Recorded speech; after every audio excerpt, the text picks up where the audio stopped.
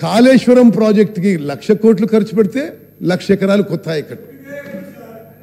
పాలమూరు రంగారెడ్డికి 25,000 కోట్లు ఖర్చు పెడితే పాలమూరు రంగారెడ్డి 25,000 కోట్లు ఖర్చు పెడితే కొత్త ఆయకట్టు క్రియేటెడ్ 0 acres. సీతారాం సాగర్ కి 7,500 కోట్లు ఖర్చు పెడితే కొత్త ఆయకట్టు క్రియేటెడ్ 0 acres. అంటే ఇన్ని లక్షల కోట్లు అప్పులు తీసుకొచ్చి మీరు కొత్త ఆయకట్టు క్రియేట్ చేయకుంటే ఈ రాష్ట్రాన్ని అప్పులో ముంచిన వాళ్ళు కాదా అని నేను అడుగుతున్నా. అదేవిధంగా స్పీకర్ గారు ఇది మొత్తం శాసనసభకి తెలంగాణ ప్రజానికాన్ని తిరగాలి. మేడిగడ్డలో జరిగిన విషయం క్రిమినల్ నెగ్లిజెన్స్. వరుస సమీక్షల తర్వాత నేను చెప్తున్నా, Medigadda barrage purely design, purely built. స్వతంత్ర భారతదేశ చరిత్రలో ఎక్కడ కూడా ఇన్ని వేల కోట్లు ఖర్చు పెట్టి ఒక బ్యారేజ్ కొలాప్స్ కావడం, అసలు నేను ఏ డేట్ జరిగిందండి? అక్టోబర్ 21. వాళ్ళ ప్రభుత్వం ఉన్నది ఎప్పటి వరకు? బహుశా వారం 10 రోజుల కింద వరకు. ఆనాటి ముఖ్యమంత్రి ఒక్క మాట మాట్లాడలేదు. ఇప్పుడు చూస్తుంటే there are many alarming signals. ఎవరు రియాక్ట్ కాలేదు, ఎవరు దాని మీద ఏమి రెక్టిఫికేషన్ చర్యలు తీసుకోలేదు. నిన్న ఏది ఏజెన్సీ కన్స్ట్రక్షన్ వచ్చిండ్రో వాళ్ళు ఏమంటారు? మీరు డిజైన్ ఇచ్చిండ్రు, మీరే స్పెసిఫికేషన్ ఇచ్చిండ్రు, మీరే మెటీరియల్ చెప్పిండ్రు, దాని ప్రకారం కట్టినాం. ఇంజనీర్లు అడిగితే ఇదేం డిజైన్ అంటే అప్పుడు ఎవరు సార్ మొత్తం డిజైన్ ఒక ఆయన కదా, ఆయన కట్టమని మేము కట్టినాం. ఇట్ ఈస్ అంటే I'm saying with great responsibility, nothing is great response చెప్తున్నది.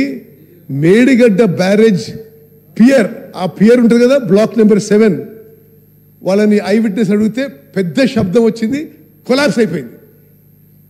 ఒక్కసారి 5 feet కొలాప్స్ అయిపోయింది లోపలికి. సరే నేను అడిగిన what is the worst scenario, what is the best scenario. వాళ్ళ అదర్ ఏజెన్సీస్తో as a government is a continuous process. I have tried to protect interest of Telangana people and the government. How do we rectify situation? వాళ్ళు ఏమంటారంటే, సరే ఇప్పుడు ఏదో October 21 జరిగితే ఈరోజు ఏంది 15th or 16th 17th 18th ఇప్పటి వరకు సరే ఆ 40 రోజుల్లో వాళ్ళు కంటిన్యూ 40 రోజుల్లో సీరియస్ ఇన్వెస్టిగేషన్ ఎంక్వైరీ కూడా జరగలేదు.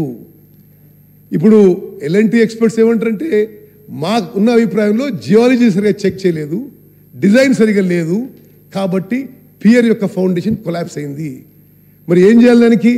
మొత్తం బ్లాక్ 7 యొక్క లాంగవిటీ గురించి మరి ఏం చేయగలుగుతామో మరి వాళ్ళు ఇంకా ఇన్వెస్టిగేషన్ చేస్తున్నారు. But it is such a serious lab. మరి హరీష్ రావు గారు, మరి మీరు అందరూ ఇంత పెద్ద పెద్ద మాటలు మాట్లాడినరు, మేము అద్భుతంగా ప్రాజెక్ట్ కట్టినాం. మీరు కట్టిన మీ మాటల్లో అతి అద్భుతమైన ప్రాజెక్టు పరిస్థితి ఇది. అంటే అప్పు తీసుకొచ్చి కట్టినది ఇది మేడిగడ్డ బ్యారేజ్. అన్నారం సుందిల్లా రెండిటికి క్రాక్స్. దానికి ఇప్పుడు రిపేర్స్ చేపట్టాలి. అలా 2 TMC వాటర్ ఉంటే డీ వాటర్ చేయాలి. అంటే ఒకటి, ఇది నిజంగా కూడా తెలంగాణలో ప్రతి పౌరుడు అలార్మ్ అయ్యే సిచ్యువేషన్. Totally యాడ్హాక్ decisions. గత ప్రభుత్వంలో మరి అసలు నిజంగా సమీక్ష చేస్తుంటే ఎవరు నిర్ణయాలు తీసుకున్నారు? What is on record? It is really alarming situation.